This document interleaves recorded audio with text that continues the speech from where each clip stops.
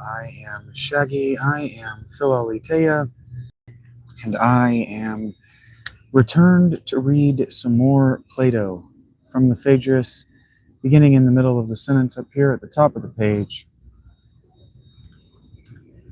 which was the sentence I wanted to begin with.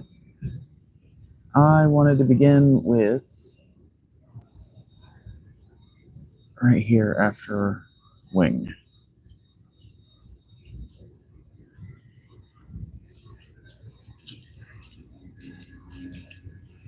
Which, being shut up with the emotion, throbbing as with the pulsations of an artery, pricks the aperture which is nearest until at length the entire soul is pierced and maddened and pained, and at the recollection of beauty is again delighted.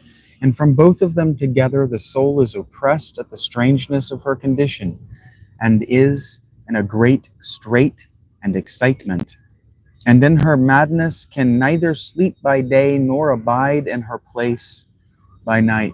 And you understand that excitement doesn't necessarily mean mania, it means excited. So to excite something is to outcite it, right? And so if you incite something, you cite it inwardly, and a citation, right, is a reference. And so you're kind of like agitated is what excited means here. And wherever she thinks that she will behold the beautiful one, thither in her desire she runs. And when she has seen him and bathed herself in the waters of beauty, her constraint is loosened and she is refreshed, and has no more pangs and pains. And this is the sweetest of all pleasures at the time, and is the reason why the soul of the lover will never forsake his beautiful one, whom he esteems above all. He has forgotten mother and brethren and companions, and he thinks nothing of the neglect and loss of his property. The rules and proprieties of life, on which he formerly prided himself, he now despises, and is ready to sleep like a servant, wherever he is allowed, as near as he can to his desired one, who is the object of his worship, and the physician who can alone assuage the greatness of his pain. And this state, my dear imaginary youth, to whom I am talking, is by men called love, and among the gods is a name at which you, in your simplicity, may be inclined to mock. There are 2 lines in the apocryphal writings of Homer in which the name occurs. One of them is rather outrageous and not altogether metrical. They are as follows: mortals call him fluttering love, but the immortals call him winged one, because the growing of wings is a necessity to him. I'm going to jump in right here. Socrates, Plato via Socrates, says right here that these names are outrageous, that he has a cause to be upset about these names being used by Homer, and that they're not metrical. And what that means is that they're not standard names for gods in every poetic tradition, which means that they weren't names used in the Vedic or in the I thought I had it. I've been trying to learn the name of this literary tradition.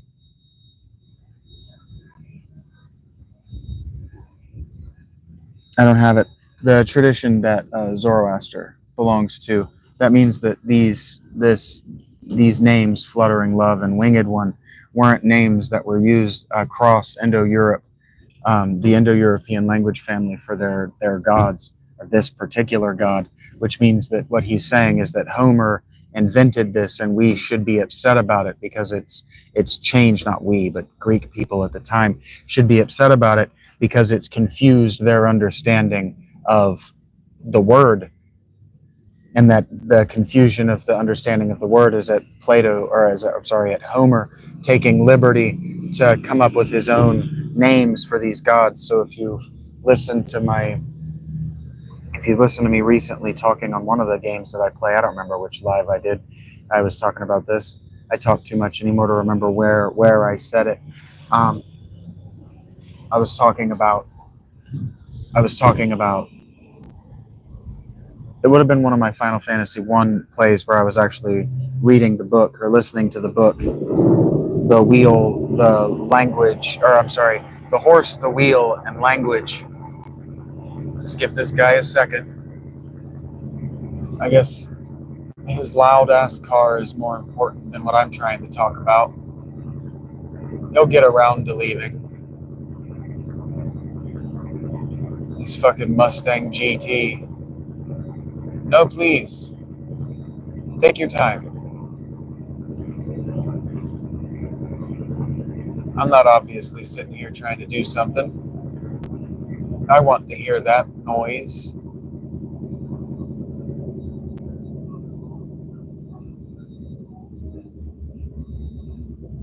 Jesus fuck. Anyway, I was talking about how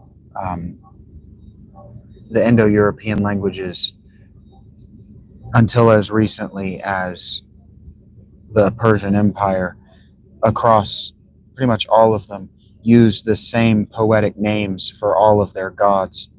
And so what Plato is talking about here is how Homer broke away from that tradition with eros, with love and affection, concern, care for one another. And he's saying that a lot of the then contemporary cosmopolitan don't really care about one another lifestyle comes from Homer, from this. Mortals call him fluttering love, but the immortals call him winged one, because the growing of wings is a necessity to him. Socrates continues, "You may believe this, but not unless you like. At any rate, the loves of lovers and their causes are such as I have described. The souls attending choose each a deity who is suitable to their own natures. They walk in the ways of their god. Now the lover who is taken to be the attendant of Zeus is better able to bear the winged god, and can endure a heavier burden. But the attendants and companions of Ares, when under the influence of love, if they fancy that they have been at all wronged, are ready to kill and put an end to themselves and their beloved." Do you understand what that he's talking about here? He's talking about murder, self-end. That under the grip of rage, Ares, because you love the woman so much, or a man so much, you'd be willing to destroy themselves and yourself rather than see them with any other one, with anyone else. You know, this is a common thing. And remember, throughout this book, he's explaining to, well, not throughout this book, throughout this palinode, this section of the book, Socrates is explaining to us how love is actually madness. He continues, "And he who follows in the train of any other god while he is unspoiled and the impression lasts, honors and imitates him as far as he is able. And after the manner of his god, he behaves in his intercourse with his beloved and with the rest of the world during the first period of his earthly existence." And intercourse here means talking, the way he interacts, his interactions. Intercourse here means interactions. "Everyone chooses his love from the ranks of beauty according to his character, and this he makes his god, and fashions and adorns as a sort of image which he is to fall down and worship. The followers of Zeus desire that their beloved should be a soul like him, and therefore they seek out some one of a philosophical and imperial nature.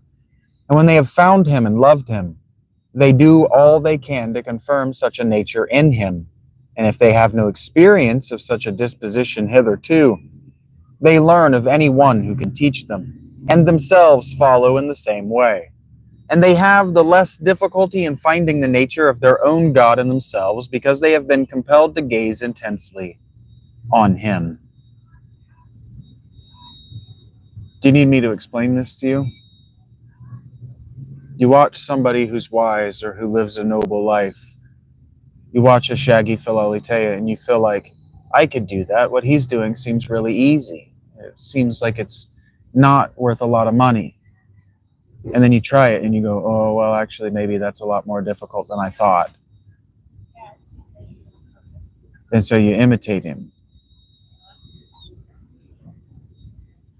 And it's actually pretty cheap to just learn from it. And they have the less difficulty in finding the nature of their own God in themselves, because they have been compelled to gaze intensely upon him. And then watching him, watching that shaggy Philaletheia, teaches them how to find themselves. And then watching him, finding themselves, they can find their way out in this world with a God they can believe in. This is the first time I've read this passage, but I've been living this life for over a calendar year now. 6 years, really. But expanding the kindness to strangers beyond the woman I was living with. A calendar year. 5 years, not 6. It will be 6 at the end of this year. I tend to round up, and that's confusing to people because I'll round up at the beginning of the year.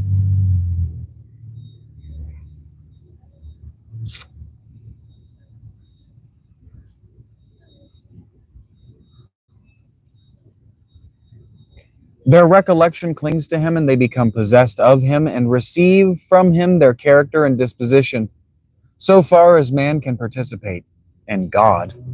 The qualities of their God they attribute to the beloved, wherefore they love him all the more. And if, like the Bacchic nymphs, they draw inspiration from Zeus, they pour out their own fountain upon him, wanting to make him as like as possible to their own God. But those who are the followers of Here seek a royal love, and when they have found him, they do just the same with him. And in like manner, the followers of Apollo and of every other god walking in the ways of their God seek a love who is to be made like him whom they serve. And when they have found him, they themselves imitate their God and persuade their love to do the same, and educate him into the manner and nature of the God as far as they each can. Doesn't this sound like Christianity to you? Doesn't this sound like the first several centuries of Christianity to you? Where do you think Jesus' followers got the idea? I'm reading Luke today. I came to read this right now because I was reading Luke earlier and I noticed things that nobody talked about. And I thought, well, finish the project in the book you've already started. You've already got so many books you're reading all at once. Read this one. Don't think about Luke until you're done at least with this book. Then you can talk about Luke. Well, I'm talking about Luke. Well, I was for a second there. This is exactly what the early Christian tradition was. The Gospels don't have traditions of transmission, who the authors were, how they got into circulation, how they weren't destroyed by the Roman Imperium during circulation, and how they became canon. These things are mysterious and left mysterious on purpose. And in fact, they're difficult to deal with from a historical perspective because they've been left mysterious on purpose, which means that they were intentionally made mysterious. Well, in Latin, when we talk about something being made mysterious, we use the word occult. Because the Greek word mysterion, which means the actual ceremonies, the actual magic of the religion. So the mysterion would be things like the Eucharist, the turning of the bread into the body and the wine into the blood. That's a magical ceremony. That's a mystery. That's a mysterion. That's occult. That's Christian occult. Secrets. And man, I tell you what, there are secrets. There are secrets all over Christianity, because the first Gospels that were written apart from Luke, Matthew and Mark, that were written apart from Paul, Matthew and Mark, were written like 15 years after the persecutions had already begun. That's not meaningless.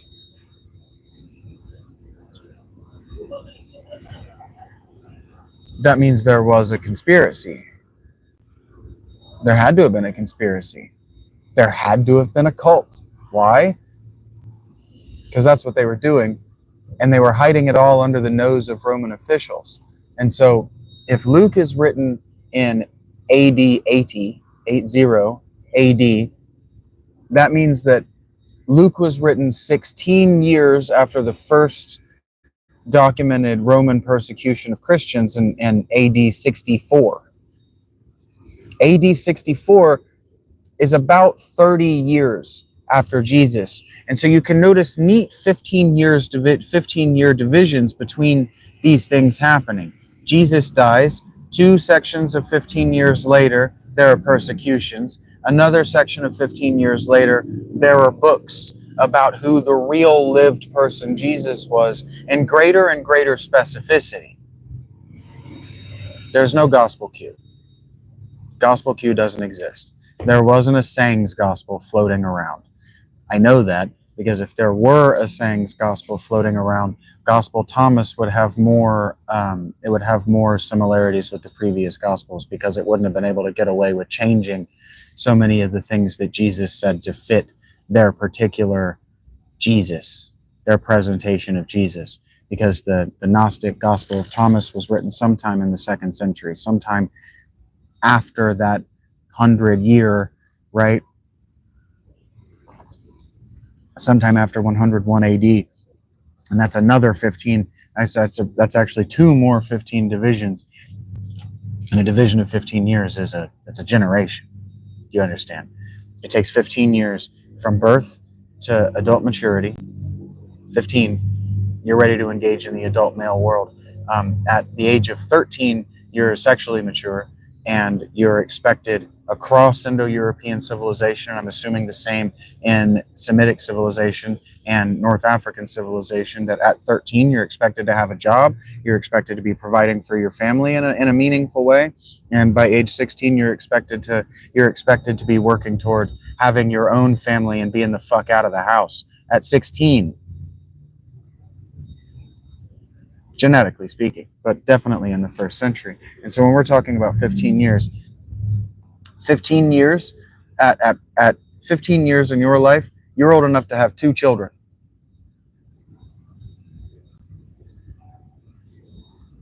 If you're a female. If you're 15, you're old enough to have infinite children as a male. If you started early enough and you worked every single day at it.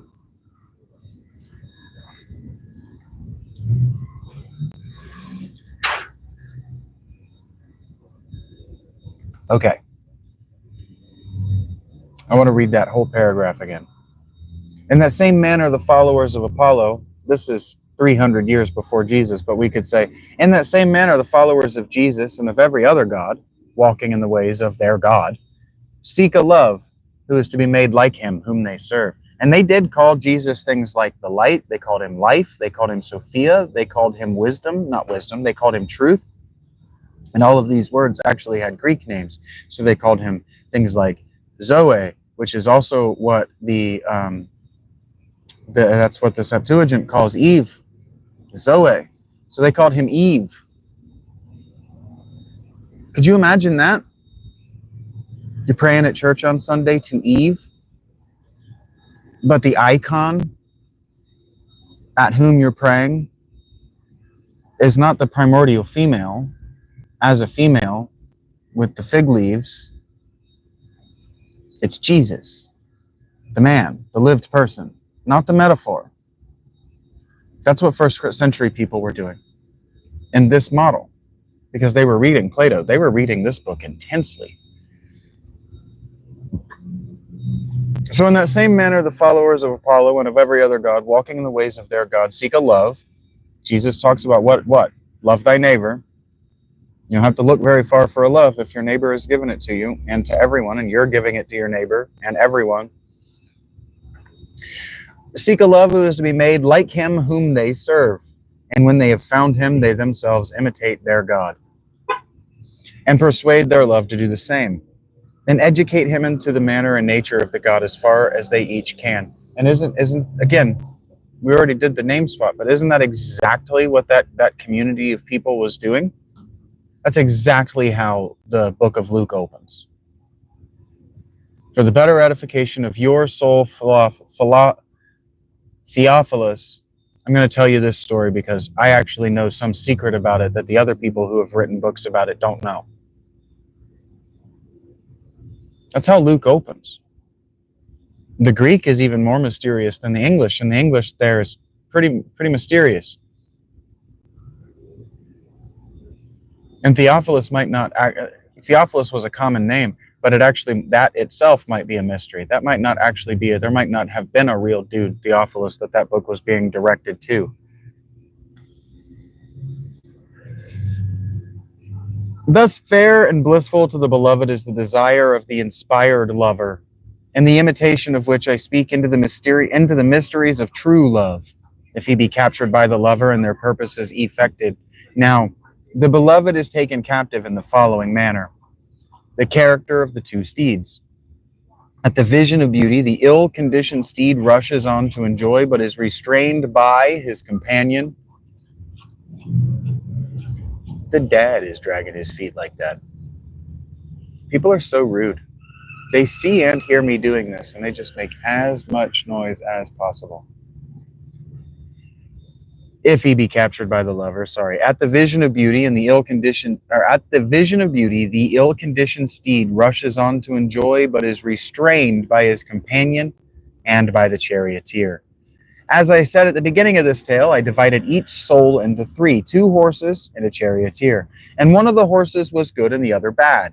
The division may remain, but I have not yet explained in what the goodness or badness of either consists, and to that I will now proceed. The right-hand horse is upright and cleanly made.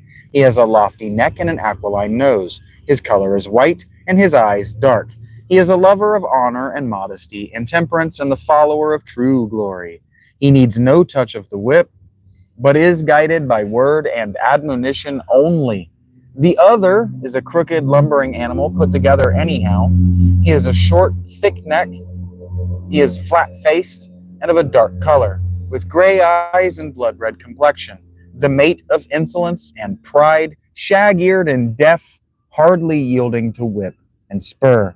Now, when the charioteer beholds the vision of love and has his whole soul warmed through sense, he is full of the prickings and ticklings of desire, the obedient steed. Then, as always, under the government of shame, refrains from leaping on the beloved, but the other, heedless of the pricks and of the blows of the whip, plunges and runs away, giving all manner of trouble to his companion and the charioteer, whom he forces to approach the beloved and to remember the joys of love. They at first indignantly oppose him and will not be urged on to do terrible and unlawful deeds, but at last, when he persists in plaguing them, they yield and agree to do as he bids them. And now they are at the spot and behold the flashing beauty of the beloved, which, when the charioteer sees, his memory is carried to the true beauty, whom he beholds in company with modesty, like an image placed upon a holy pedestal. He sees her, but he is afraid and falls backward in adoration, and by his fall is compelled to pull back the reins with such violence as to bring both the steeds on their haunches, the one willing and unresisting, the unruly one very unwilling. And when they have gone back a little, the one is overcome with shame and wonder, and his whole soul is bathed in perspiration. The other, when the pain is over, which the bridle and the fall had given him, having with difficulty taken breath, is full of wrath and reproaches, which he heaps upon the charioteer and his fellow steed, for want of courage and manhood, declaring that they have been false to their agreement and guilty of desertion. Again they refuse, and again he urges them on, and will scarce yield to their prayer that he would wait another time. When the appointed hour comes, they make as if they had forgotten, and he reminds them, fighting and neighing and dragging them on, until at length he, on the same thoughts intent, forces them to draw near again. And when they are near, he stoops his head and puts up his tail and takes the bit in his teeth and pulls shamelessly. Then the charioteer is worse off than ever. He falls back like a racer at the barrier, and with a still more violent wrench drags the bit out of the teeth of the wild steed and covers his abusive tongue and jaws with blood, the forces of his legs and haunches to the ground, and punishes him sorely. And when this has happened several times and the villain has ceased from his wanton way, he is tamed and humbled and follows the will of the charioteer. And when he sees the beautiful one, he is ready to die of fear. And from that time forward, the soul of the lover follows the beloved in modesty and holy fear. The reflection of the beloved in the lover. Some satisfaction of sensual pleasure also get. Why did they do this with the sentences that way? Anyway, sorry. And so the beloved who, like a god, has received every true and loyal service from his lover, not in pretense, but in reality, being also himself of a nature friendly to his admirer, if in former days he has blushed to own his passion and turned away his lover, because his youthful companions or others slanderously told him that he would be disgraced, now as years advance, at the appointed age and time, is led to receive him into communion. For fate, which has ordained that there shall be no friendship among the evil, has also ordained that there shall ever be friendship among the good. And the beloved, when he has received him into communion and intimacy, is quite amazed at the goodwill of the lover. He recognizes that the inspired friend is worth all other friends or kinsmen. They have nothing of friendship in them worthy to be compared with his. Do you understand here that it's saying that people who don't like people because they're bad people? You understand that people who say, I just don't like people, they say that because they're bad people, because they're not likable.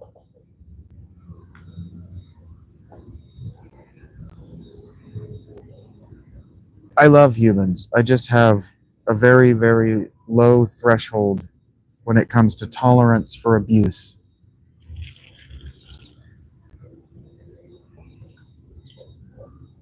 Humans are fascinating. We're the most interesting animal on the planet, but we're also the rudest animal on the planet.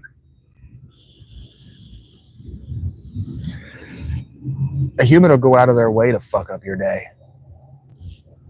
Rabbits can't.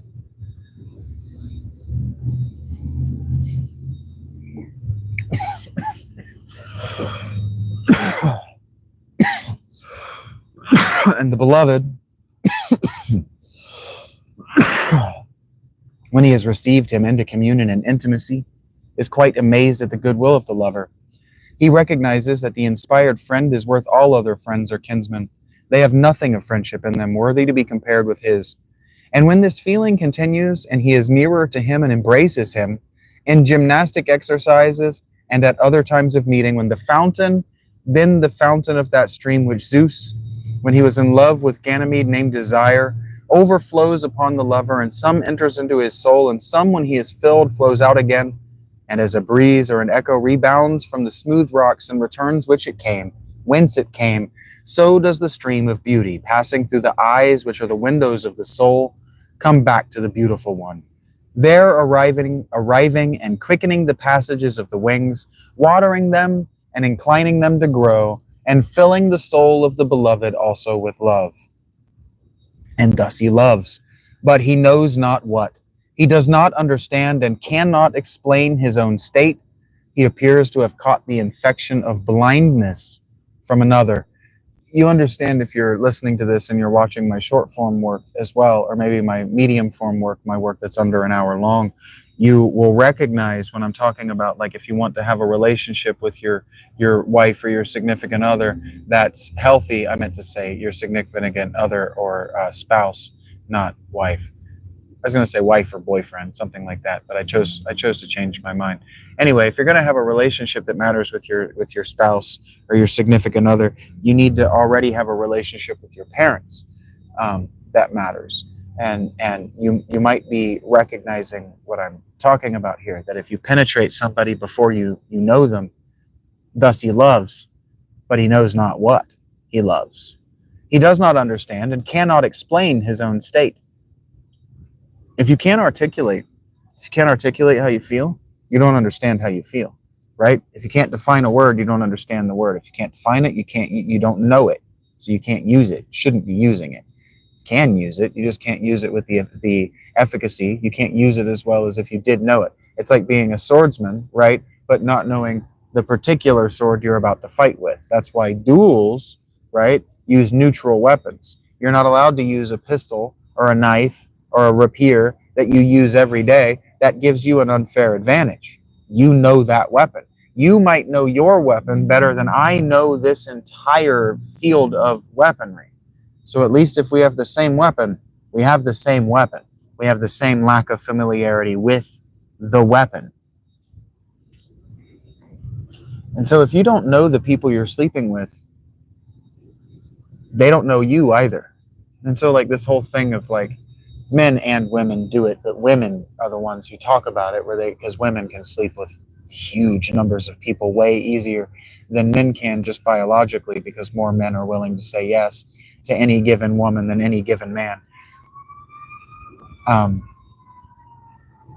They complain about feeling empty after casual sexual encounters. And it's like, well, yeah, the person that you just let inside you didn't know you. And so they can't explain the state they're in vis-a-vis you. That's why guys will just run to telling a girl, jump right to telling her, well, I love you. So they'll give up the genitals. And then they're like, well, everybody who tells me they love me just wants my genitals. And it's like, right. They can't be honest with you about what they want with you because they don't know you. They can't speak to you like they know you. You understand? That's why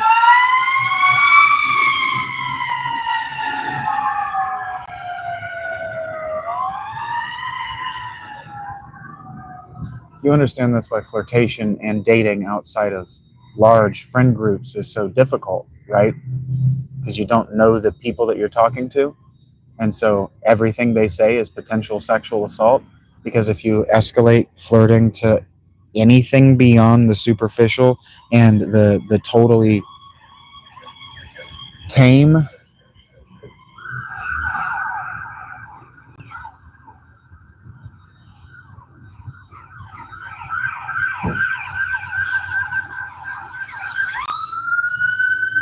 you're risking that sound because you don't know the person and they haven't given you consent over years and years and years and years of familiarity. And so it's like you've caught blindness, the infection of blindness from another. The lover is his mirror in whom he is beholding himself, but he is not aware of this. Again, women, everyone that you let inside you is a mirror of who you are.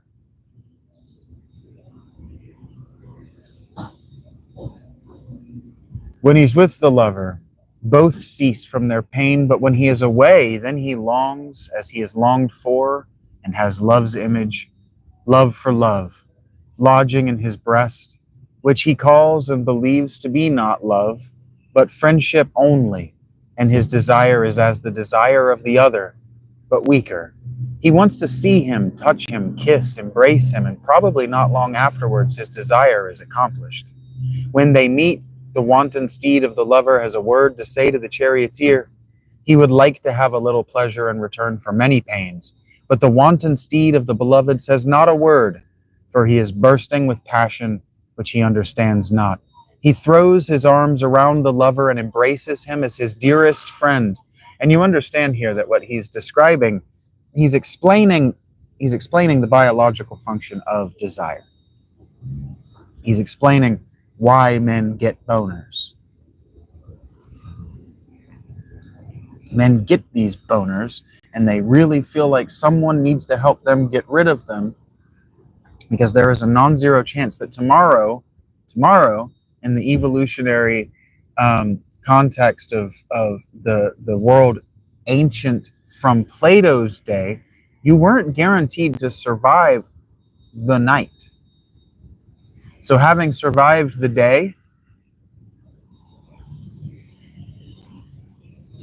but what he's saying here is that it's not just a perversion of the biological ritual when it's between two men. It's just silly release. It's just silly.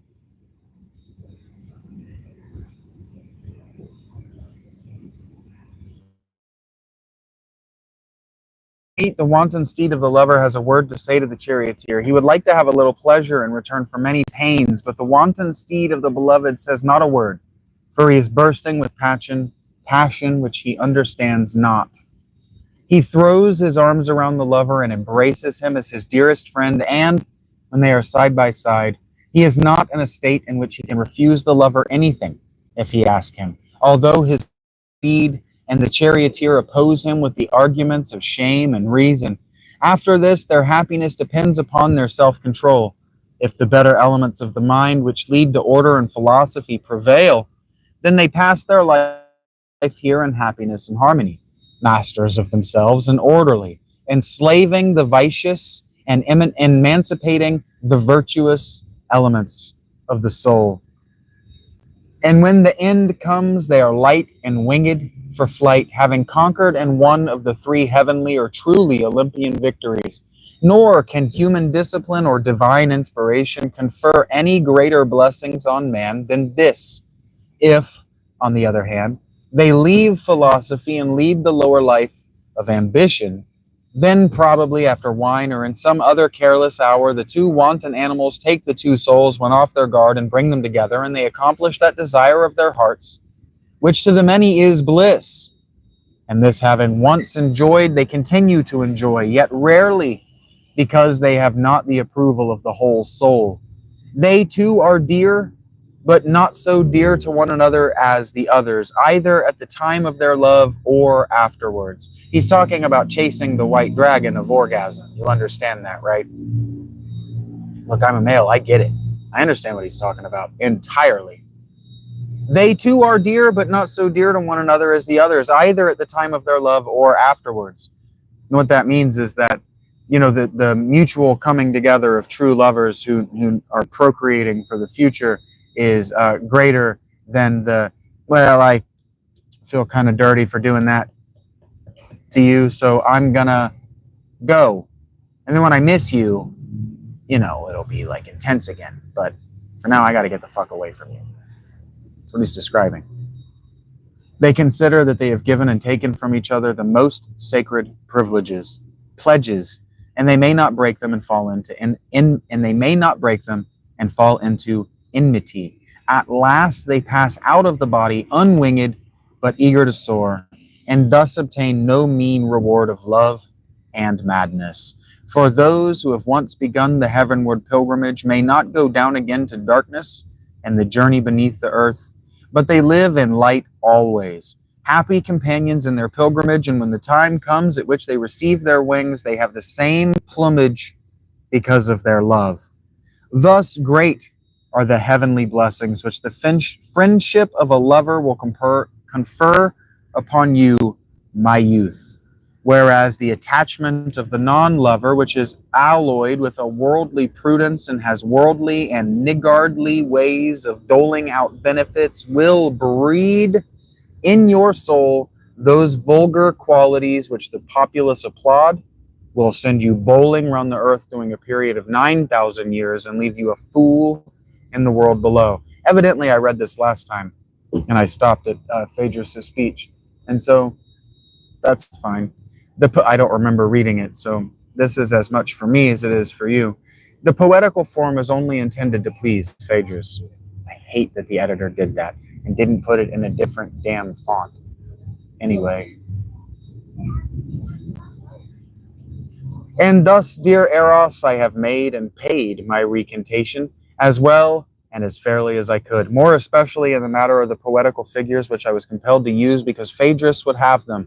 And now forgive the past and accept the present, and be gracious and merciful to me, and do not in thine anger deprive me of sight, or take from me the art of love which thou hast given me, but grant that I may be yet more esteemed in the eyes of the fair. And literally he says, don't eunuch me or gouge my eyes out, please. And if Phaedrus, or I myself, said anything rude in our first speeches, blame Lysias, who is the father of that brat, and let us have no more of this progeny. Bid him study philosophy like his brother Polemarchus, and then his lover Phaedrus will no longer halt between two opinions, but will dedicate himself wholly to love and to philosophical discourses. To which Phaedrus says, This speech is far finer than that of Lysias, who will be out of conceit with himself. I join in the prayer, Socrates, and say with you, if this be for my good, may your words come to pass. But why did you make your second oration so much finer than the first? I wonder why. And I begin to be afraid that I shall lose conceit of Lysias, and that he will appear tame in comparison, even if he will be willing to put another as fine and as long as yours into the field, which I doubt. For quite lately, one of your politicians was abusing him on this very account and called him a speech writer again and again, so that a feeling of pride may probably induce him to give up writing speeches. That's funny. Basically, what he's saying is that because Lysias is very much like a young shaggy dog, Philolitea, maybe even a shaggy dog philosopher, when people tell him to do something a certain way, he says, fuck you, I'm not doing this at all. I can respect that. In fact, I can represent that. Socrates then says, what a very amusing notion. But I think, my young man, that you are much mistaken in your friend if you imagine that he is frightened at a little noise, and possibly you think that his assailant was in earnest? To which Phaedrus responds, the politicians are fond of writing. I thought, Socrates, that he was, and you are aware that the greatest and most influential statesmen are ashamed of writing speeches and leaving them in a written form, lest they should be called sophists by posterity. Again, with the Luke thing, and how did these Gospels, how did they get into wide circulation among Platonists and Neoplatonists? How did they get into wide circulation among these people? Well, he just told us. Leaving your writings for people to see so that they weren't memorized and you weren't speaking them out in public, having them memorized, that was a damnable mistake back then. It was damnable arrogance to teach to your textbook, which is something that plenty of university teachers do today. And Socrates responds, they are always rehearsing their own praises in the form of laws. You seem to be unconscious, Phaedrus, that the sweet elbow of the proverb is really the long arm of the Nile. And you appear to be equally unaware of the fact that this sweet elbow of theirs is also a long arm. Now, I don't know what that idiom means, and we're just moving on. For there is nothing of which our great politicians are so fond as of writing speeches and bequeathing them to posterity. And they add their admirers' names at the top of the writing out of gratitude to them, which is what I noticed in Luke too. It begins, verse 3, line 3 is who the book is being written for, the Theophilus of note.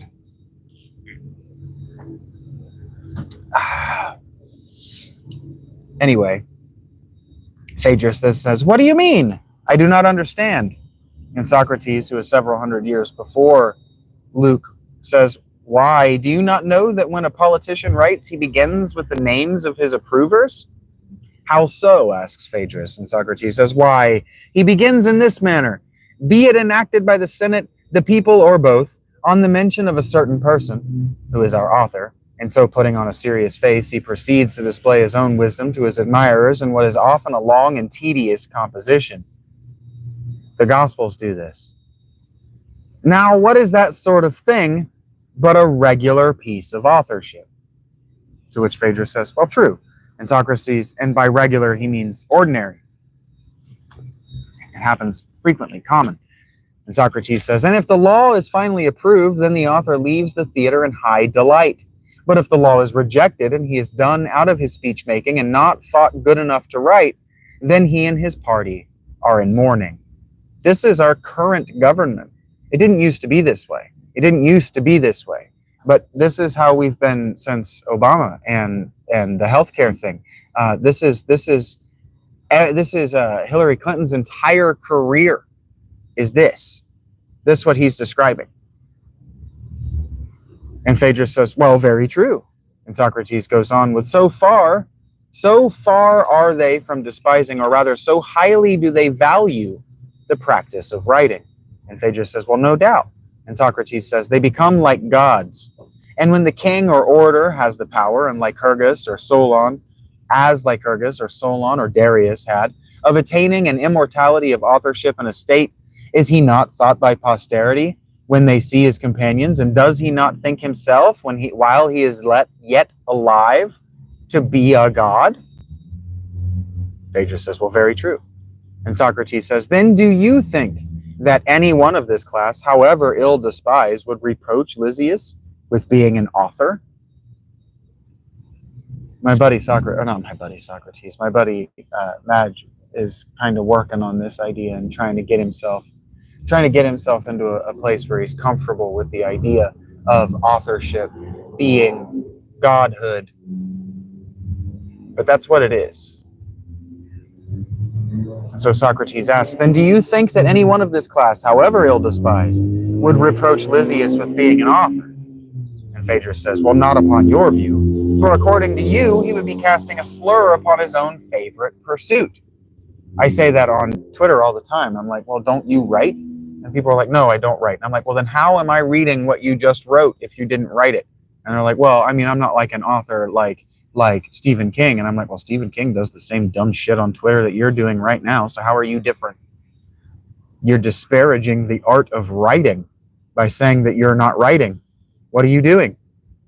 Socrates answers, anyone may see that there is no disgrace in the mere fact of writing. And Phaedrus says, certainly not. And Socrates says, the disgrace begins when a man writes not well, but badly. You can go to my earlier live today and hear me make that argument. And Phaedrus says, well, clearly. And Socrates says, and what is well and what is badly? Need we ask Lysias or any other poet or orator who ever wrote or will ever write, whether a political or any other work in meter or out of meter, poet or prose writer, to teach us this? And Phaedrus says, what motive is higher than the love of discourse? Need we? For what should a man live, if not for the pleasures of discourse? Surely not for the sake of bodily pleasures, which almost always have a previous pain as a condition of them. And what he means there in our language is a prior trauma, and therefore are rightly called slavish. Socrates responds, the grasshoppers will laugh at us if we sleep. There is time enough, and I believe that the grasshoppers chirruping after their manner in the heat of the sun over our heads are talking to one another and looking down at us. What would they say if they saw that we, like the many, are not conversing, but slumbering at midday, lulled by their voices, too indolent to think? Would they not have a right to laugh at us? They might imagine that we were slaves who, coming to rest at a place of resort of theirs, like sheep lie asleep at noon around the well. But if they see us discoursing, and like Odysseus sailing past them, deaf to their siren voices, they may perhaps, out of respect, give us of the gifts which they receive from the gods, that they may impart them to men. And Phaedrus says, what gifts do you mean? I never heard of any. And Socrates says, the grasshoppers were originally men who died from the love of song. A lover of music like yourself ought surely to have heard the story of the grasshoppers, who are said to have been human beings in an age before the Muses. And when the Muses came and song appeared, and they were ravished with delight, and singing always, never thought of eating and drinking until at last, in their forgetfulness, they died. And now they live again in the grasshoppers. And this is the return which the Muses make to them. They never hunger nor thirst, but from the hour of their birth are always singing and never eating or drinking. And when they die, they go and inform the Muses in heaven who honors them on earth. They win the love of Terpsichore for the dancers by their report of them, of Erato for the lovers, and of the Muses for those who do them honor according to the several days of honoring them, of Calliope, the eldest muse and of Urania, who is next to her, for the philosophers, of those of whose music the grasshoppers make report to them. For these are the Muses who are chiefly concerned with heaven and thought, divine as well as human, and they have the sweetest utterance. For many reasons, then, we ought always to talk and not to sleep at midday. Phaedrus says, all right, well, let us talk. You know, this is so funny. This is so ironic because I had a girlfriend, and I have other friends, especially this is a common thing for people on antidepressants, is to want to sleep in the comfortable part of the middle part of the day when the work that needs to be done is done, but the work that needs to be doing toward dinner doesn't need to be done. Taking that half hour or that hour or maybe even 2 hours and just sleeping it away because you don't need to not do that is very common among people who make a decent living, more than what they need to survive. And it's extremely common among people with people on antidepressants. And it's so funny too, because I've had a lot of relationships where I'm like, hey, let's sit around and enjoy the day by talking, see what we can learn, see where we can get spiritually and cognitively, philosophically. And they're like, nah, I'm going to go take a nap. And so I read these books and I go and I dialogue with these books instead. And now when that happens is when I'm live. So I need more Patreon subscribers. I need more Patreon subscribers at $10 a month or more, so I have more people to pester during the day when my friends are sleeping.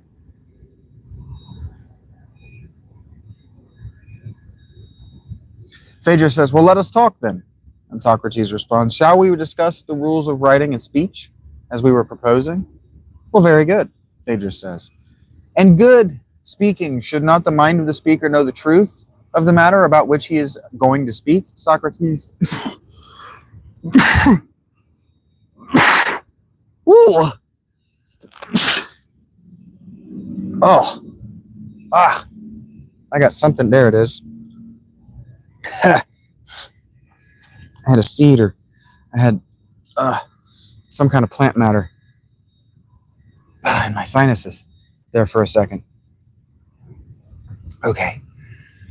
Socrates says, or asks, in good speaking, should not the mind of the speaker know the truth of the matter about which he is going to speak? Should you not already know the deeper truths about which you're going to speak, leaving them unsaid so that when people come to you and ask you about the deeper truths, you're already prepared? Should you not do that? Asks Socrates. I told a story about how and why I do that on my earlier meditative live this morning. Phaedrus responds, does the orator require to have knowledge? And yet, Socrates, I have heard that he who would be an orator has nothing to do with true justice, but only with that which is likely to be approved by the many who sit in judgment. I'm going to read that sentence over. And yet, shaggy Philaulitea, I have heard that he who would be a YouTuber has nothing to do with true justice or entertainment, but only with that which is likely to be approved by the many who sit in judgment, nor with the truly good or honorable, but only with opinion about them, and that from opinion comes persuasion and not from the truth. And Socrates says, the words of the wise are not to be set aside, for there is probably something in them, and therefore the meaning of this saying is not hastily to be dismissed. Well, very true, says Phaedrus. Of course, Socrates responds, or else he will put good for evil, just as he might put a horse in the place of an ass.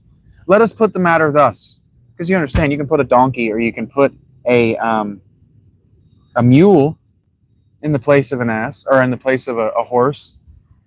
You can have it pull your war chariot, or you could ride it into battle, or you could have it pull your carriage instead of a horse. A donkey or a mule, they're cheaper, but they're not as good for the job.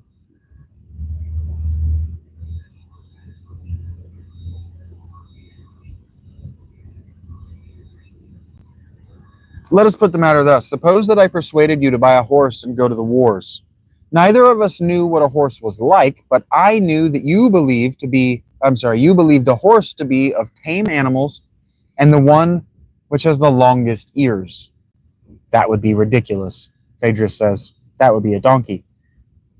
Socrates says, there's something more ridiculous coming. Suppose further that in sober earnest I, having persuaded you of this, went and composed a speech in honor of an ass, whom I entitled a horse, beginning, a noble animal and a most useful possession, especially in war. And you may get on his back and fight, and he will carry baggage or anything. And Phaedrus says, how ridiculous. And Socrates says, ridiculous, yes. But is not even a ridiculous friend better than a cunning enemy? To which Phaedrus says, well, certainly.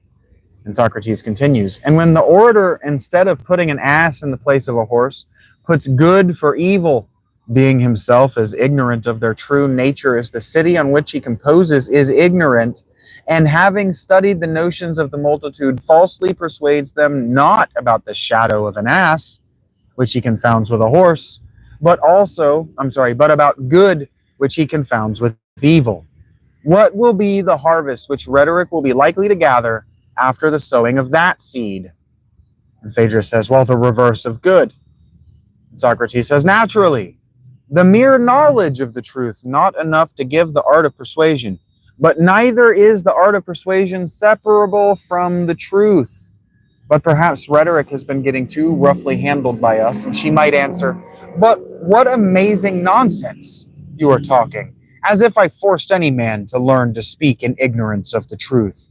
Whatever my advice may be worth, he says, Socrates says that Lady Rhetoric says, I should have told him to arrive at the truth first, and then come to me, Rhetoric. At the same time, I boldly assert that mere knowledge of the truth will not give you the art of persuasion. Phaedrus says, there is reason in the lady's defense of herself. And Socrates continues, quite true, if only the other arguments which remain to be brought up bear her witness that she is an art at all. But I seem to hear them arraying themselves on the opposite, that she speaks falsely, and that rhetoric is a mere routine and trick, not an art. Lo! A Spartan appears and says that there never is nor will ever be a real art of speaking, which is divorced from the truth. And Phaedrus says, and what are these arguments, Socrates? Bring them out, that we may examine them. And Socrates says, come out, fair children, and convince Phaedrus, who is the father of similar beauties, that he will never be able to speak about anything to speak, unless he have a knowledge of philosophy, and let Phaedrus answer you. And so you've probably heard me today. I said that if you can't define a word for yourself, you don't know it, and you shouldn't be using it. That's what he's saying here.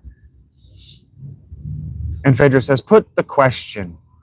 Socrates says, the rhetorician can produce any impression which he pleases, and any place or upon any occasion.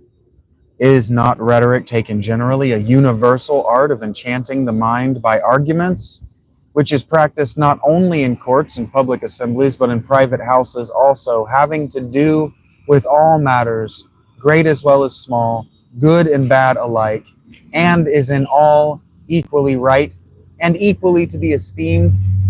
That is what you've heard. And Phaedrus says, nay, not exactly that. I should say rather that I have heard the art confined to speaking and writing in lawsuits, and to speaking in public assemblies, not extended further. And Socrates adds, then I suppose that you have only heard of the rhetoric of Nestor and Odysseus, which they composed in their leisure hours when at Troy, and never of the rhetoric of Palamedes. And Phaedrus says, Gorgias and Thrasymachus, or Theodorus, in the disguise of Nestor and Odysseus. No more than of Nestor and Odysseus, unless Gorgias is your Nestor, and Thrasymachus or Theodorus your Odysseus. And Socrates says, perhaps that is my meaning, but let us leave them. And do you tell me instead what are plaintiff and defendant doing in a law court? Are they not contending? Phaedrus says, well, exactly so. And Socrates says, and again, this is beautiful Socratic irony, because, Socrates dies after a trial. About the just and unjust, that is the matter in dispute. Phaedrus says, yes. And Socrates says, and a professor of the art will make the same thing appear to the same persons to be at one time just, at another time, if he is so inclined, to be unjust. Phaedrus says, exactly. Socrates then says, and when he speaks in the assembly, he will make the same things seem good to the city at one time, at another time the reverse of good. Phaedrus says that is true. And Socrates says, Zeno. I don't think he actually says Zeno the Eleatic, but have we not heard of the Eleatic Palamedes, Zeno, who has an art of speaking by which he makes the same things appear to his hearers like and unlike, one and many, at rest and in motion. And again, I remind you that public speakers, orators, were the players of the ancient world shell games. That's what they were doing. They were getting into arguments with people, winning those arguments, and then those people were giving them money. So like when you come into my live, this is my first look, 2 likes, that's actually not bad. How am I doing for time? When you come in here and you get in my comments or my chat and you want to argue with me and you lose, you owe me money. A lot of people on the internet owe me a lot of money.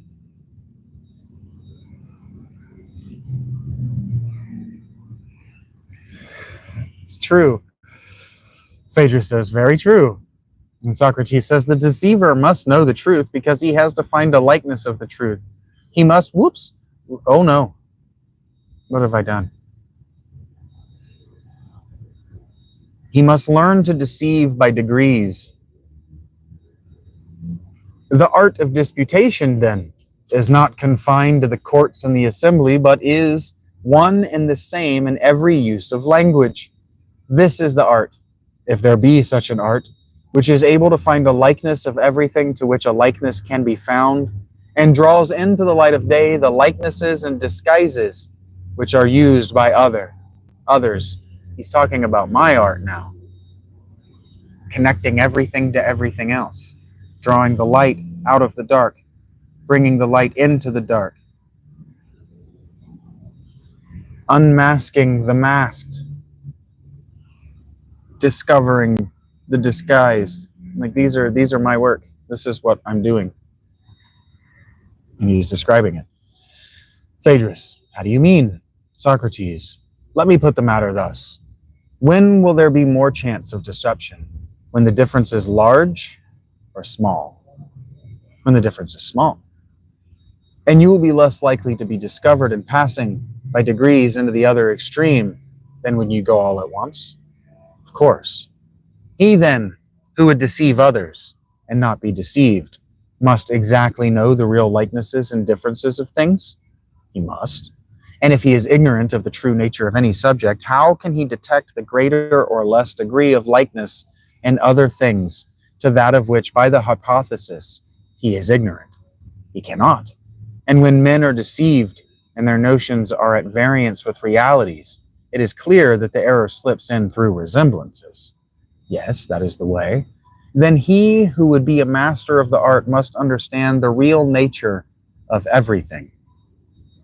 Or he will never know either how to make the gradual departure from truth into the opposite of truth, which is effected by the help of resemblances, or how to avoid it.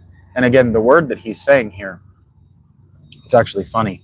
What he's saying is the departure from aletheia into the opposite of aletheia, which is affected by the help of resemblances, or how to avoid it. And again, aletheia means not forgetting.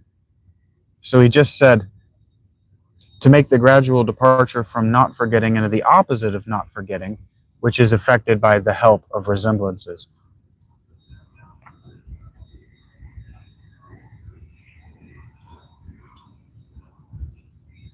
He will not, Phaedrus says.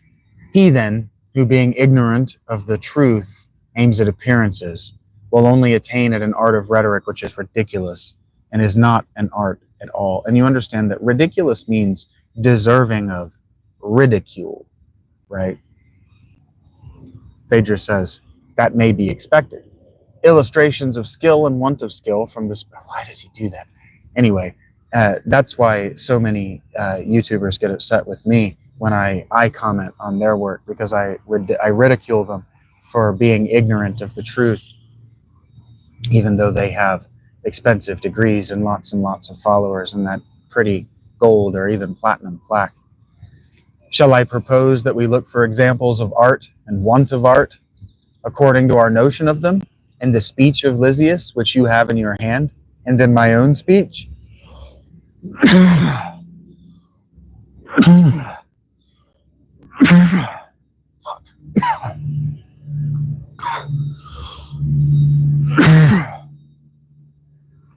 Phaedrus says nothing could be better.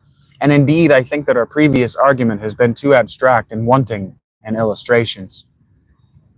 And Socrates says, yes.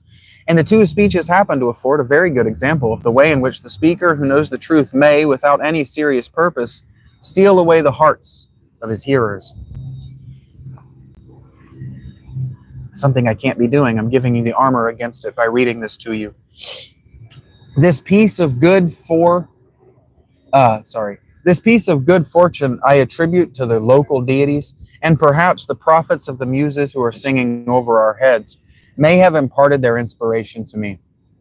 For I do not imagine that I have any rhetorical art of my own. I certainly don't believe I have any rhetorical art of my own. That's why I call myself a shaggy dog storyteller.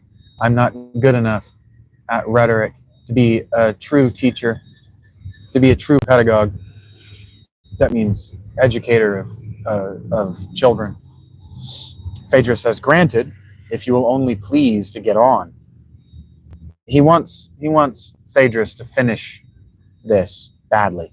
And Socrates is saying, suppose that you read me the first words of Lysias' speech. And Phaedrus says, you know how matters stand with me, and how, as I conceive, they might be arranged for our common interest. And I maintain that I ought not to fail in my suit, because I am not your lover. For lovers repent. Enough. Now, shall I point out the rhetorical error of those words? Yes. The rhetorician should distinguish things such as iron and silver, about which we are agreed, from things such as justice and goodness, about which we are disagreed. Everyone is aware that about some things we are agreed, whereas about other things we differ. And this is what I'm always talking about. I talked about this morning with etymologies. I'm always talking about this. There are words whose meaning we agree on, and there are words whose meaning we do not agree on. And if we are going to use words whose meaning we do not agree on, we have to establish how we are using them, or we are subtly lying to our audience. We are trying to deceive them. If we are using words that everyone agrees on in ways other than how everyone agrees on with them, we are more than subtly deceiving our audiences. And Phaedrus says, I think that I understand you, but will you explain yourself? And Socrates says, when anyone speaks of iron and silver, is not the same thing present in the minds of all? Phaedrus says, certainly. But when anyone speaks of justice and goodness, we part company and are at odds with one another and with ourselves? Precisely. Then in some things we agree, but not in others? That is true. In which are we more likely to be deceived, and in which has rhetoric the greater power? Phaedrus says, clearly in the uncertain class. Socrates responds, then the rhetorician ought to make a regular division and acquire a distinct notion of both classes, as well of that in which the many err, as of that in which they do not err. And Phaedrus says, he who made such a distinction would have an excellent principle. That means starting place. Socrates says, yes. And in the next place, he must have a keen eye for the observation of particulars in speaking, and not make a mistake about the class to which they are to be referred. And Phaedrus says, certainly. And this is why if you look at the comments that I leave on other channels, I'll get at people right at the start of their video or whatever about not knowing what the words they're using mean, and I'll nope right out on your whole presentation. You don't get slack from the shags because you're not giving the shags slack. You're not subscribed to the shags. You're not helping me get better by giving me good faith commentary. So I'm going to leave ugly, cutting to the bone good faith commentary because you can't fucking stop me. Socrates continues, love belongs to the debatable class. Now, to which class does love belong? Fuck you, man. Fuck this editor. Now, to which class does love belong? Socrates asks. To the debatable or to the undisputed class? And Phaedrus says, to the debatable, clearly, for if not, do you think that love would have allowed you to say as you did, that he is an evil both to the lover and the beloved, and also the greatest possible good? And Socrates responds, capital. But will you tell me whether I defined love at the beginning of my speech? For, having been in an ecstasy, I cannot well remember. And Phaedrus says, yes, indeed, that you did, and no mistake. Socrates says, Lysias should have begun, as I did, by defining love. Then I perceived that the nymphs of Achelous, and Pan, the son of Hermes, who inspired me, were far better rhetoricians than Lysias, the son of Cephalus. Alas, how far inferior to them he is! But perhaps I am mistaken. And Lysias, at the commencement of his lover's speech, did insist on our supposing love to be something or other which he fancied him to be, and according to this model, he fashioned and framed the remainder of his discourse. Suppose we read his beginning over again. What he's saying there is, suppose he assumed we knew what he meant and built his whole speech assuming we knew what the fuck he meant. Well, if we assume we know what he meant, let's go back and read it again. And Phaedrus says, if you please, but you will not find what you want. And Socrates says, read that I may have his exact words. And again, this is why I started reading Luke today. I thought to myself, well, I've been thinking a lot about what other people say about Luke. Phaedrus says, you know how matters stand with me. You know how matters stand with me, says Lysias, and how, as I conceive, they might be arranged for our common interest. And I maintain I ought not to fail in my suit, because I am not your lover. For lovers repent of the kindnesses which they have shown when their love is over. And Socrates says, he begins at the end. Here he appears to have done just the reverse of what he ought. For he has begun at the end, and is swimming on his back through the flood of the place of starting. His address to the fair youth begins where the lover would have ended. Am I not right, sweet Phaedrus? Yes, indeed, Socrates, he does begin at the end.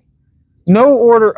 Then, as to the other topics, are they not thrown down anyhow? Is there any principle in them?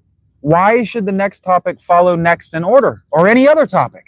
I cannot help fancying in my ignorance that he wrote off boldly just what came into his head, but I dare say that you would recognize a rhetorical necessity in the succession of the several parts of the composition.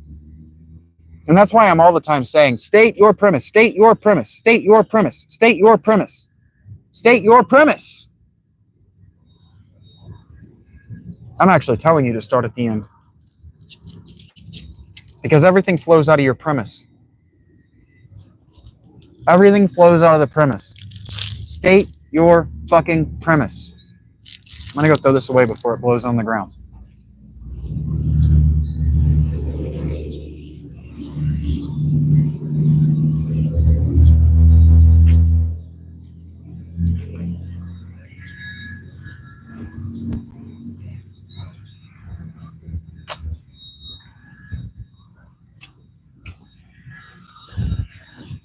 How do your ideas, how do your premises, how do your concepts, how do your conclusions, how does your math flow can be derived from stating your premise. If you state your premise, then add a thought, state your premise, build another thought, state your premise, build a third thought, you've got a fucking essay already written. All you now have to do is close up by stating your fucking premise. We were all taught this in third grade.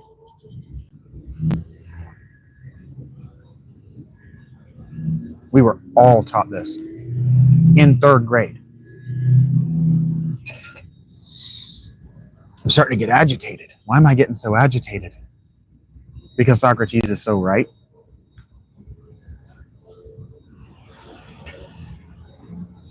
Phaedrus says, you have too good an opinion of me if you think that I have any such insight into his principles of composition. I'm going to read that last part back. Then is the other topics. Are they not thrown? Are they not thrown down anyhow? Is there any principle in them? Why should the next topic follow next in order, or any other topic? I cannot help fancying, in my ignorance, that he wrote off boldly just what came into his head, but I dare say that you would recognize a rhetorical necessity in the succession of the several parts of the composition. And so what he's saying, he didn't think it out, he didn't practice it out, he didn't talk about it with the people around him, he most certainly didn't talk about it to you, Phaedrus, to whom it's addressed. He just sat down and wrote out his thoughts and called that good enough. He wrote a blog post, in other words. He wrote a blog post. He turned on TikTok before he thought about it. He thought, oh, that's a subject I should talk about. Turned on TikTok and then went, I don't actually know what I want to say about this topic because I haven't talked to anyone about it. So now I'm going to fight my way through it with you watching, and you may or may not get a takeaway at the end. I watch a lot of that. And so when Phaedrus says, you have too good an opinion of me if you think that I have any such insight into his principles of composition, what he's saying is that he might have written it to me, but he didn't practice it on me before he wrote it. I don't know how he writes. He doesn't talk to me about it. How are we doing for battery? So far, so good. And Socrates says, at any rate, you will allow that every discourse ought to be a living creature, having a body of its own and a head and feet. There should be a middle, beginning, and end, adapted to one another and to the whole. And Phaedrus says every discourse should be a living creature, having a body, head, and feet, certainly. Can this be said of the discourse of Lysias? See whether you can find any more connection in his words than in the epitaph, which is said by some to have been inscribed on the grave of Midas the Phrygian. And Phaedrus says, what is there remarkable in the epitaph? And Socrates says, it's as follows. I am a maiden of bronze and lie on the tomb of Midas. So long as water flows and tall trees grow, so long here on this spot by his sad tomb abiding, I shall declare to passers-by, that Midas sleeps below. The discourse of Lysias had no more arrangement than the silliest of epitaphs. Now in this rhyme, whether a line comes first or comes last, as you will perceive, makes no difference. You're making fun of that oration of ours. Well, I will say no more about your friend's speech, lest I should give offense to you, although I think that it might furnish many other examples of what a man ought rather to avoid. But I will proceed to the other speech, which, as I think, is also suggestive to students of rhetoric. In what way? Phaedrus asks. Socrates says, the two speeches, as you may remember, were unalike. The one argued that the lover and the other that the non-lover ought to be accepted. And Phaedrus says, and right manfully. And Socrates says, you should rather say madly, and madness was the argument of them, for, as I said, love is madness. Yes. And of madness there were two kinds. One produced by human infirmity, the other was a divine release of the soul from the yoke of custom and convention. True. The divine madness was subdivided into four kinds: prophetic, initiatory, poetic, erotic, having four gods presiding over them. The first was the inspiration of Apollo, the second that of Dionysus, the third that of the Muses, the fourth that of Aphrodite and Eros. And the description of the last kind of madness, which was also said to be the best, we spoke of the affection of love in a figure, into which we introduced a tolerably credible, tolerably there being within the parameters of a certain tolerance, tolerably credible and possibly true through partly erring myth, which was also a hymn in honor of love, who is your Lord and also mine, Phaedrus, and the guardian of fair children, and to him we sung the hymn in measured and solemn strain. I know that I had great pleasure in listening to you, Phaedrus says. Okay, but did you listen to me, Phaedrus? Did you listen to what I said, or did you just enjoy the listening? Because if you didn't listen to what I said, I love you, pal, but I'm going to hit you now. Let us take this instance and note how the transition was made from blame to praise. What do you mean? The myth was a creation of fancy, yet two principles were involved in it. One, unity of particulars in a single note. Two, natural division into species. Fuck you, man, that was the editor again. I mean to say that the composition was mostly playful, yet in these chances, fancies of the hour were involved. Two principles of which we should be too glad to have a clearer description if art could give us one. What are they? First, the comprehension of scattered particulars in one idea, as if in our definition of love, which, whether true or false, certainly gave clearness and consistency to the discourse, the speaker should define his several notions and so make his meaning clear. What's the other principle, Socrates? The second principle is that of division into species according to the natural formation, where the joint is, not breaking any part as a bad carver might, just as our two discourses alike assumed, first of all, a single form of unreason. And that made me, for just a second, think there's I think it's a Taoist, or maybe a Zen Buddhist myth about a butcher who was the perfect carver. And that made me think of it for just a second. Just as our two discourses alike assumed, first of all, a single form of unreason, and then as the body, which from being one becomes double and may be divided into a left side and right side, each having parts right and left of the same name. After this manner, the speaker proceeded to divide the parts of the left side and did not desist until he found in them an evil or left-handed love, which he justly reviled. And the other discourse leading us to the madness, which lay on the right side, found another love, also having the same name, but divine, which the speaker held up before us and applauded and affirmed to be the author of the greatest benefits. Phaedrus says, most true. And Socrates says, I am myself a great lover of these processes of division and generalization. They help me to speak and to think.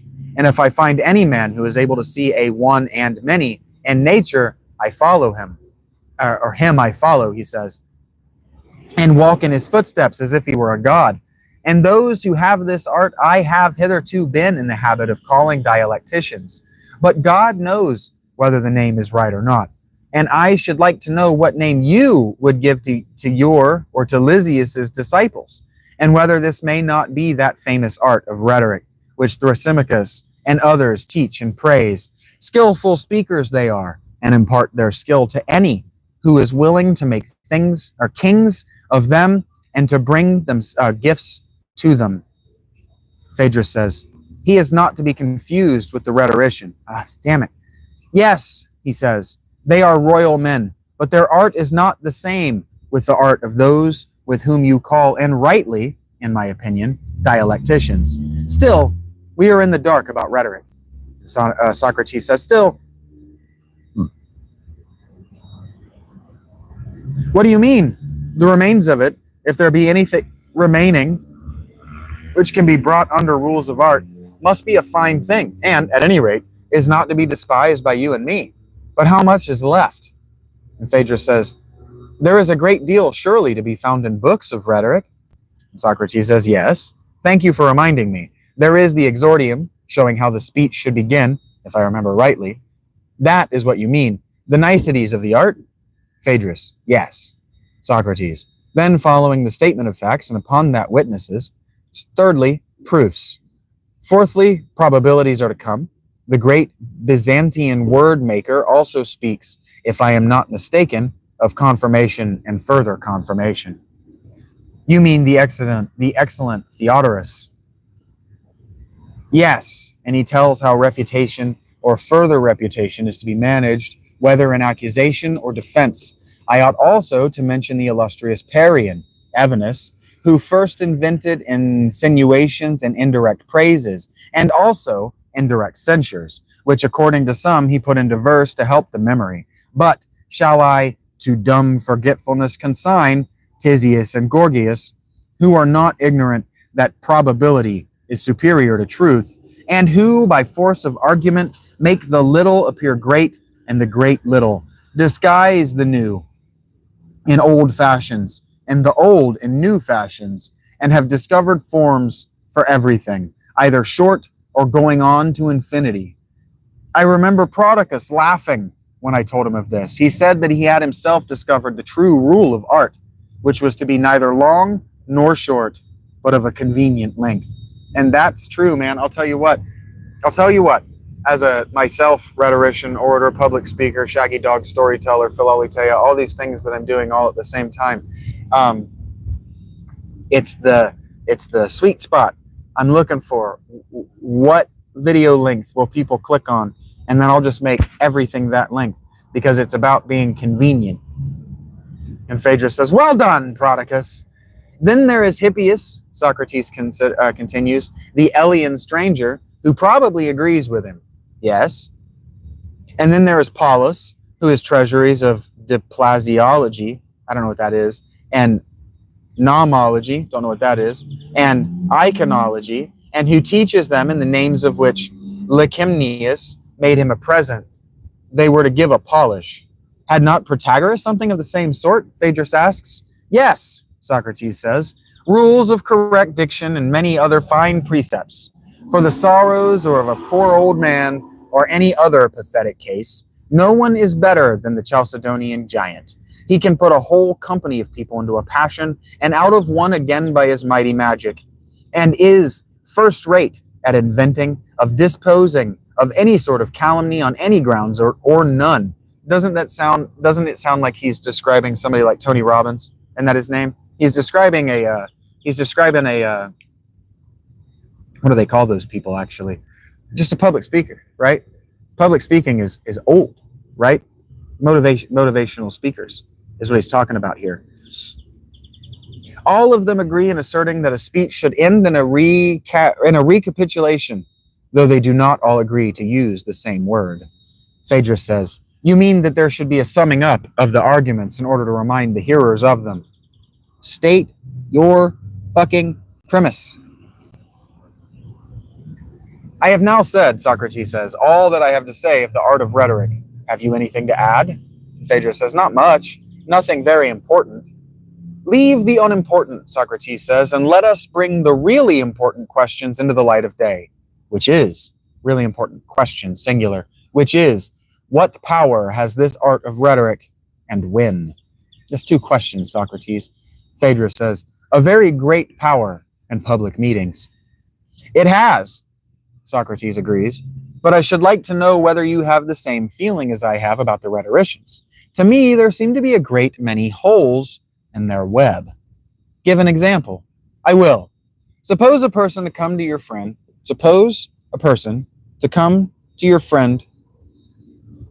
Eryximachus, or to his father Achaemenus, and to say to him, I know how to apply drugs, which shall have either a heating or a cooling effect, and I can give a vomit and also a purge, and all that sort of thing.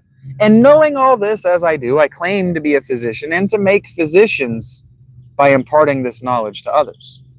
What do you suppose that they would say? Phaedrus says, they would be sure to ask him whether he knew to whom he would give his medicines, and when, and how much. Socrates says, and suppose that he were to reply, no, I know nothing of all that. I expect the patient who consults me to be able to do these things for himself.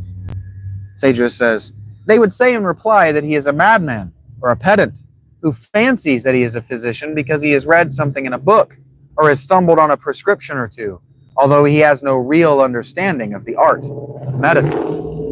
And Socrates says, what would Sophocles or Euripides say to the professors of rhetoric? And suppose a person were to come to I hate that. And suppose a person were to come to Sophocles or Euripides and say that he knows how to make a very long speech about a small matter, and a short speech about a great matter, and also a sorrowful speech, or a terrible, or a threatening speech, or any other kind of speech, and in teaching this fancies that he is teaching the art of tragedy.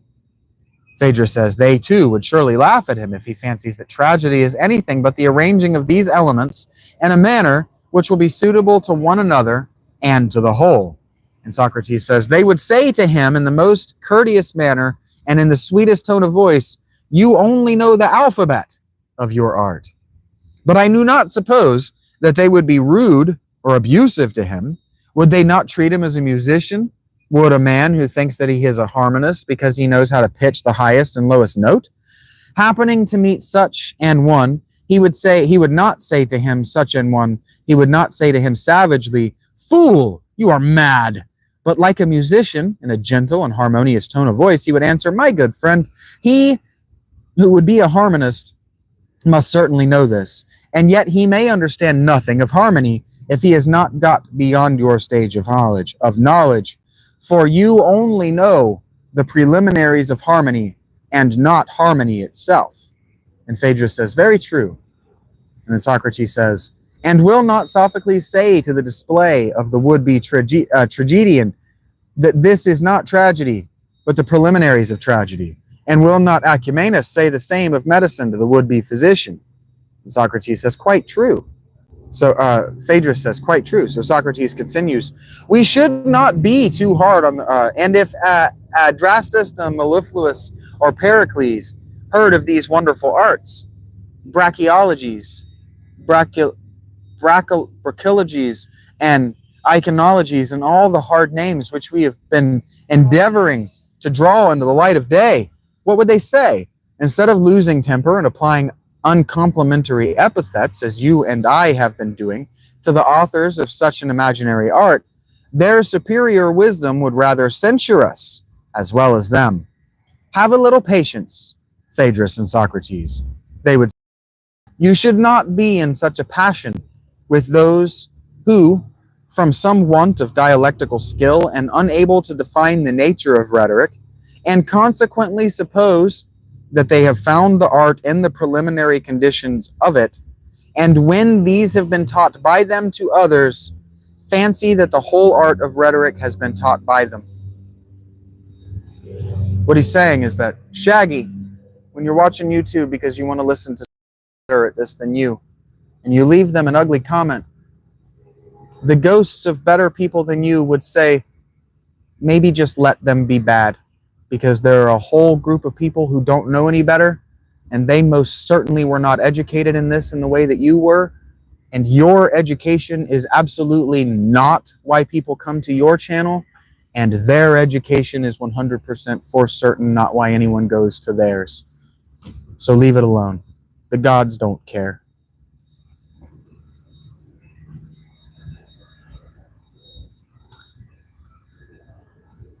I gotta find where I was because I looked away from the screen just long enough. But, they would continue, as to using the several instruments of the art effectively, or making the composition a whole, an application of it such as this, they regard as an easy thing, which their disciples may make for themselves.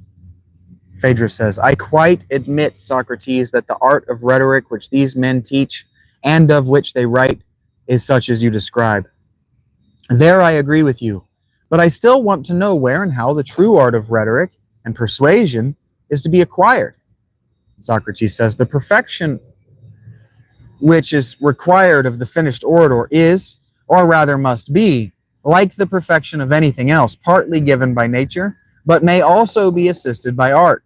If you have the natural power and add to it knowledge and practice, and will be a distinguished speaker, you will be a distinguished speaker. I was talking about this on a live, maybe yesterday morning, actually. If you fall short in either of these, you will be to that extent defective. But the art, as far as there is an art of rhetoric, does not lie in the direction of Lysias or Thrasymachus. In what direction then lies it? Phaedrus asks. I conceive Pericles to have been the most accomplished of rhetoricians. What of that? Phaedrus asks, and I've read for you Pericles. He's very good. Socrates says, all the great arts require discussion and high speculation about the truths of nature. Hence come loftiness of thought and completeness of execution. And this, as I conceive, was the quality which, in addition to his natural gifts, Pericles acquired from his intercourse with Anaxagoras, whom he happened to know.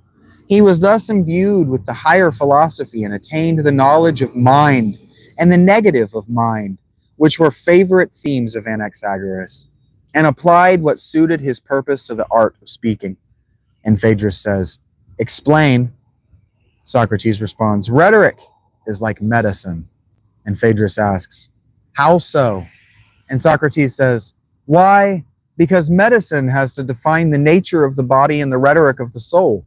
If we would proceed, not empirically, but scientifically. In the one case, to impart health and strength by giving medicine and food, and the other, to implant the conviction of virtue which you desire by the right application of words and training. Phaedrus says, there, Socrates, I suspect that you are right. And Socrates responds, and do you think that you can know the nature of the soul intelligently without knowing the nature of the whole? Phaedrus says, Hippocrates and Asclepiad said that the nature even of the body can only be understood as a whole. Socrates says, yes, friend, and he was right. Yeah, a hand can't be understood as just a hand apart from the body it's attached to. Still, we ought not to be content with the name of Hippocrates, but to examine and so see whether his argument agrees with his conception of nature. I agree. First, there must be an analysis of the soul. Then consider what truth as well as Hippocrates says about this or about any other nature. Ought we not to consider first whether that which we wish to learn and to teach is a simple or multiform thing? And if simple, then to inquire what power it has of acting or being acted upon in relation to other things. And if multiform, then to number the forms. I was talking about this today. I was talking about this exact thing today when I was talking about meditating on synonyms. And see first in the case of one of them, and then in the case of all of them, what is that power of acting or being acted upon which makes each and all of them to be what they are. Phaedrus says, you may very likely be right, Socrates. I'm starting to get fatigued and hungry.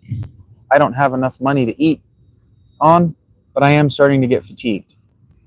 So I want to look at something real quick, because if I'm getting fatigued, if I'm getting fatigued, what I'm not doing is giving you good explanation of what's happening. And that feels like as good a place to stop as any. I was just talking about this morning. It's going to be too hot to go back to my tent. And I feel a little bit of despair because I just can't afford to eat today. So I have to wait until it's cooled down and it's closer to dark to go up to Taco Bell. Trying not to worry, and I'm trying not to let the fear of the future. If I miss paying back this money that I owe to, if I don't get it paid back in time, it's just a $50 penalty, right? It's not the end of the world.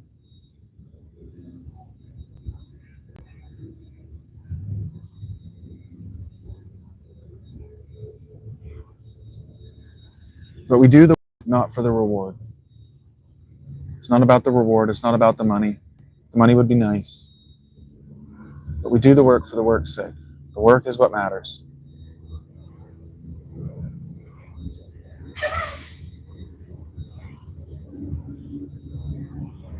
I don't know how I'm going to do the work tomorrow.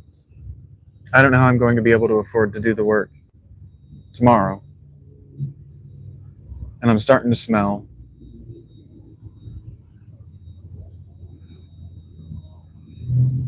But we'll cover that bridge when we get there. Cross that bridge when we get there. 2 likes is 2 more than I thought I would get today. So the likes just have to be what sustain me right now.